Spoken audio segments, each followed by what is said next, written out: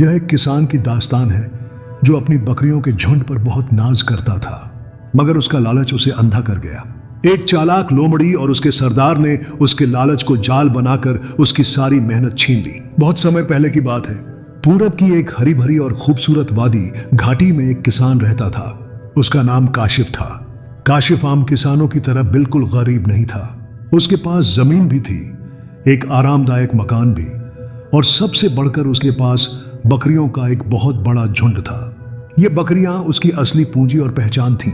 गांव के लोग जब भी काशिफ को देखते तो कहते, देखो, ये वही किसान है जिसके पास इतनी बकरियां हैं कि पूरा कबीला तृप्त होकर दूध पी सकता है। काशिफ बचपन से ही मेहनती था। उसने अपने पिता की जमीन संभाली और धीरे धीरे बकरियों का झुंड बढ़ाता चला गया।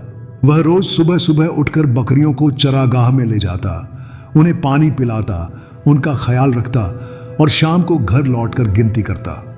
उसके लिए बकरियां सिर्फ रोजगार नहीं थीं, बल्कि इज्जत, शान और फख्र, गौरव का जरिया थीं। लेकिन काशिफ के अंदर एक कमी थी, लालच। वह मेहनती जरूर था, मगर हमेशा और ज्यादा चाहता था। अगर उसके पास 100 बकरियां होती तो चाहता कि 200 हो जाए। अगर उसके पास अच्छी जमीन होती तो सपना देखता कि क्यों न पूरे गांव की जमीन उसी की हो जाए। वह अक्सर सोचता, मैं दूसरों से बेहतर क्यों न बनूं, मुझे हमेशा आगे रहना चाहिए, चाहे कैसे भी हो।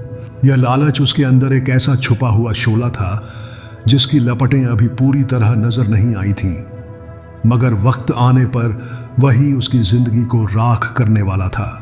दिन गुजरते रहे। बाहर से उसकी जिंदगी बहुत आरामदायक और खुशनुमा लगती थी। मजदूर उसकी जमीनों पर काम करते, मगर बकरियों पर वह किसी को भरोसा नहीं करता था। वह खुद उनके साथ रहता, खिलाता पिलाता और हरदम निगरानी करता। कभी कभी उसकी बकरियां बाजार में सबसे ऊंचे दाम पर बिकती। उस वक्त काशिफ का चेहरा ऐसे खिल उठता जैसे कोई राजकुमार खजाना पा गया हो। वह दिल ही दिल में सोचता, ये सब मेरी मेहनत का नतीजा है। अगर चाहूं तो कल ही अपनी दौलत और बढ़ा लूं, मगर नहीं, अभी और चाहिए। अभी मेरा दिल नहीं भरा। उस चरागाह के एक कोने में घना जंगल था। गांव के लोग कहते थे कि वहां लोमड़ियों का झुंड रहता है। बच्चे काशिफ से मजाक करते हुए कहते, काका, अपनी बकरियों का ध्यान रखना, कहीं कोई लोमड़ी उठा न ले जाए। काशिफ हंसकर जवाब देता, मेरी बकरियां कोई नहीं चुरा सकता, मैं हर वक्त नजर रखता हूं। मगर सच तो यह था कि उसका घमंड और लालच उसकी आंखों पर पर्दा डाल चुका था। वह समझता था कि दुनिया उसकी दौलत के सामने कुछ नहीं बिगाड़ सकती। एक दिन की बात है, काशिफ रोज की तरह बकरियों को चराने ले गया। दोपहर को वह पेड़ की छांव में बैठा आराम कर रहा था। उसकी नजर रेवड़ पर थी, मगर धीरे धीरे पलकों पर बोझ बढ़ने लगा। उसने खुद से कहा, थोड़ी देर आंखें बंद कर लूं, बकरियां तो पास ही हैं, कोई खतरा नहीं।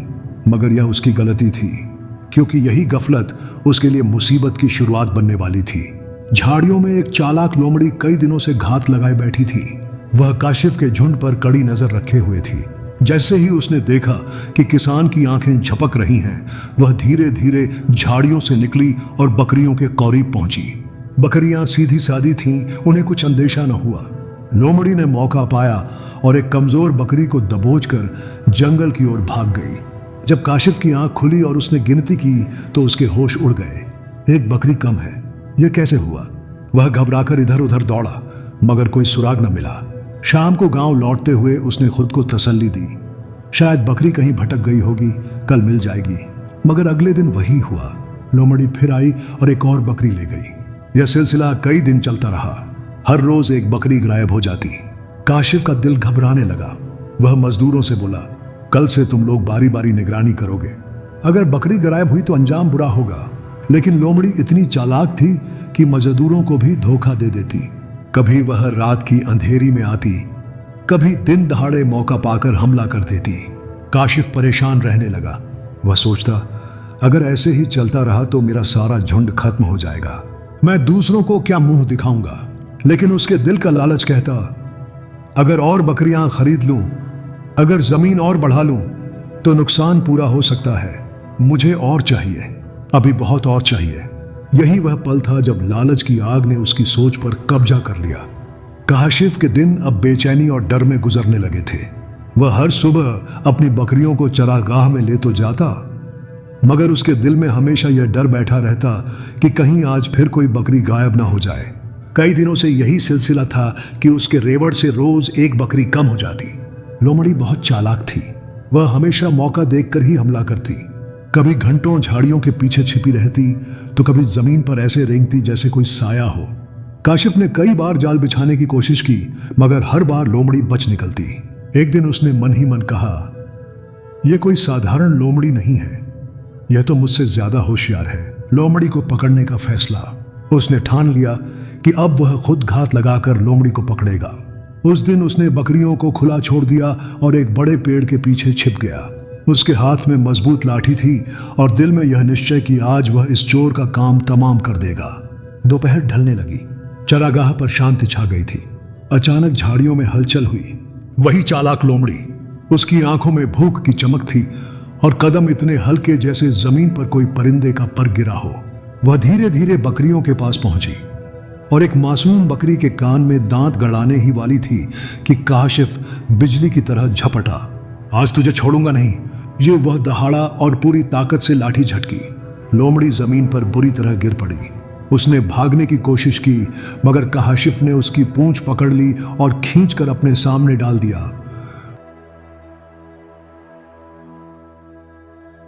लोमड़ी दर्द से कराहने लगी। काशिफ की लाठियां लगातार उस पर बरस रही थीं। वह बार बार तड़प कर कहती, मुझे छोड़ दो, मैं दोबारा कभी तुम्हारी बकरियों के पास नहीं आऊंगी। मगर काशिफ का गुस्सा शांत होने का नाम ही नहीं ले रहा था। वह चिल्लाया, मेरे कीमती रेवड़ को नुकसान पहुंचाने की हिम्मत कैसे हुई तुझ में? मैं रोज मेहनत करता हूं और तू आकर एक पल में सब बर्बाद कर देती है। आज तेरी हड्डियां तोड़ दूंगा। लोमड़ी बुरी तरह घायल हो चुकी थी। वह रोती रही, मगर काशिफ का दिल अब पत्थर बन गया था। उसकी नसों में सिर्फ गुस्सा और लालच दौड़ रहा था। खबर जंगल में फैलती है। जल्दी ही यह खबर जंगल में आग की तरह फैल गई कि एक किसान ने एक लोमड़ी को पकड़कर बहुत मारा है। दूसरे जानवरों के साथ यह खबर लोमड़ियों के सरदार तक भी पहुंची। यह सरदार आम लोमड़ियों जैसी नहीं थी। उसके पास असाधारण ताकत थी। वह न सिर्फ बोल सकती थी बल्कि अपनी शक्ल बदलकर इंसान का रूप भी ले सकती थी। सदियों से वह अपनी चालाकी और दिमाग से जंगल पर हुकूमत करती आई थी। जब उसने यह खबर सुनी तो उसकी आंखों में गुस्से की आग जलने लगी। उसने घमंड से कहा, यह किसान समझता क्या है? एक मामूली लोमड़ी को मारकर खुद को बहादुर कहता है। उसे नहीं पता कि मैं कौन हूं। मैं उसके घमंड को मिट्टी में मिला दूंगी। सरदार का इंसानी रूप।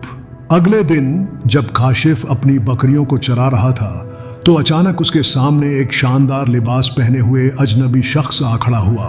उसके हाथ में एक खूबसूरत असा छड़ी थी, कपड़ों पर सोने की कढ़ाई थी और चेहरे पर ऐसी शाही मुस्कान थी जैसे कोई बादशाह का दूत हो। काशिफ हैरान रह गया। उसने सोचा, यह अजनबी कहां से आ गया? इसके कपड़े तो किसी शहजादे जैसे लगते हैं। मगर यह अजनबी दरअसल वही लोमड़ी का सरदार था जिसने इंसान का रूप धारण कर लिया था। सरदार ने नरम लहजे में कहा, अस्सलाम वालेकुम ए किसान, मैं तुम्हारे बारे में बहुत कुछ सुन चुका हूं। लोग कहते हैं कि तुम मेहनती हो और तुम्हारे पास बकरियों का बड़ा रेवड़ है। काशिफ का दिल घमंड से भर गया। उसने सीना तान कर कहा, हाँ, मेरी बकरियों का कोई मुकाबला नहीं। यह सब मेरी मेहनत का नतीजा है। सरदार ने उसकी आंखों में झांक कर मुस्कुराते हुए कहा, तुम जैसे मेहनती आदमी को सिर्फ बकरियों तक सीमित नहीं रहना चाहिए। तुम्हें और बड़ी दौलत मिलनी चाहिए। तुम्हें उस मुकाम पर होना चाहिए जहां लोग तुम्हें बादशाहों के बराबर समझें। काशिफ चौंका। उसके दिल की सबसे बड़ी कमजोरी पर हाथ रखा गया था, लालच। उसने हिचकिचाते हुए कहा, लेकिन यह कैसे हो सकता है? मैं तो बस एक साधारण किसान हूं। सरदार ने पास आकर कहा, मैं साधारण इंसान नहीं हूं। मेरे पास ऐसे राजा हैं जो तुम्हारी तकदीर बदल सकते हैं। अगर तुम चाहो तो मैं तुम्हारी शादी एक शहजादी से करवा सकता हूं। तुम महलों में रहोगे, बेहिसाब दौलत होगी और तुम्हारी बकरियों का कोई हिसाब नहीं कर पाएगा। काशिफ की आंखों में सपने चमकने लगे। उसने सोचा, शहजादी से शादी, दौलत, इज्जत, क्या यह सब मेरा हो सकता है? मगर फिर उसने खुद को संभालते हुए पूछा, और इसके बदले में तुम्हें क्या चाहिए? सरदार ने रहस्यमयी मुस्कान के साथ कहा, इतनी जल्दी जानने की जरूरत नहीं, वक्त आने पर सब बता दूंगा। अभी तुम ये सोचो कि क्या तुम बकरियों का मालिक बनकर ही खुश रहना चाहते हो या फिर शहजादों की तरह राज करना चाहते हो? काशिफ के दिल में आग सी भड़क उठी। उसका लालच जाग चुका था। लोमड़ी की सरदार जो अब इंसान के रूप में थी, दिन ब दिन काशिफ के दिल पर काबिज होती जा रही थी। अब उसके दिल में यह एहसास गहराई तक बैठ चुका था कि वह एक साधारण किसान नहीं बल्कि किसी बड़े नसीब का मालिक है। हर दिन जब वह अपनी बकरियों को देखता तो सोचता, ये सब क्या है? बस कुछ बकरियां। असली दौलत तो महल में है, असली जिंदगी तो शहजादी के साथ है। इसी सोच ने उसकी आंखों से सुकून छीन लिया था। रातों को वह सपनों में खुद को शहजादा देखता, सोने के सिंहासन पर बैठा हुआ, सैकड़ों नौकर उसके सामने झुके हुए। पहली शर्त। एक दिन सरदार इंसानी रूप में गंभीर चेहरा लिए उसके पास आई। काशिफ घबरा गया।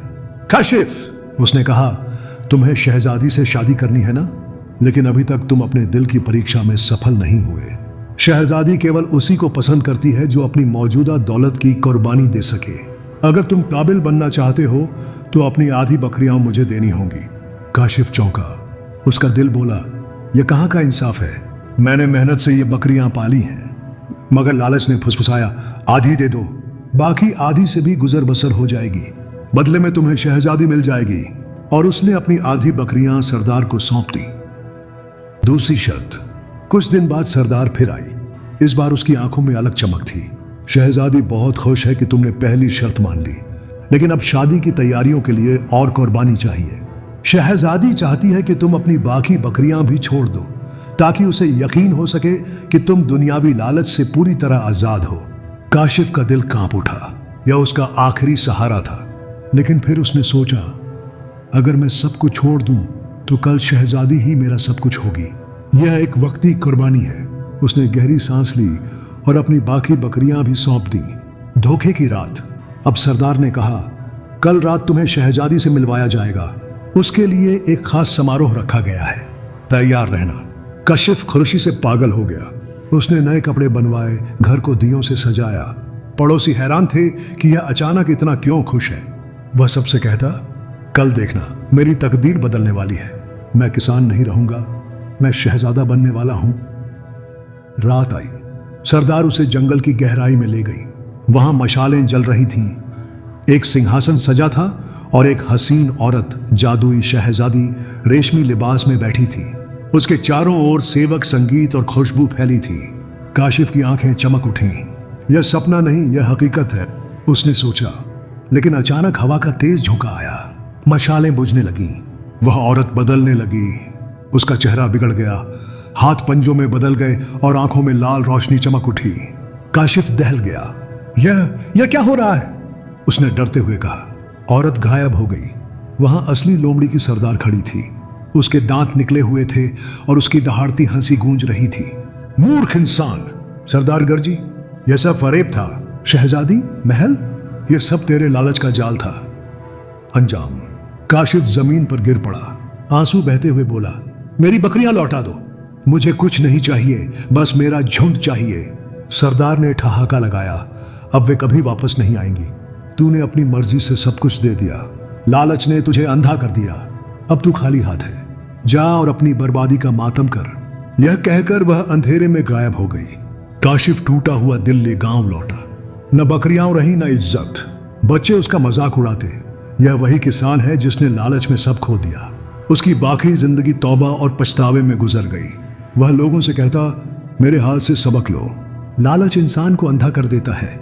जो कुछ है उसी पर कानात करो, यही असली सुकून है। गांव वाले उसकी कहानी सुनाते और बच्चों को नसीहत करते। लालची किसान और लोमड़ी का फरेब। लालच सबसे बड़ी बीमारी है। यह इंसान को उसकी मौजूदा नेमतों से भी महरूम कर देता है। 2. कनाअत असली दौलत है। जो इंसान थोड़ा पाकर भी शुक्र करता है वही सुखी रहता है। 3. झूठे सपने हमेशा बर्बादी लाते हैं। इंसान को मेहनत और हकीकत के रास्ते पर चलना चाहिए।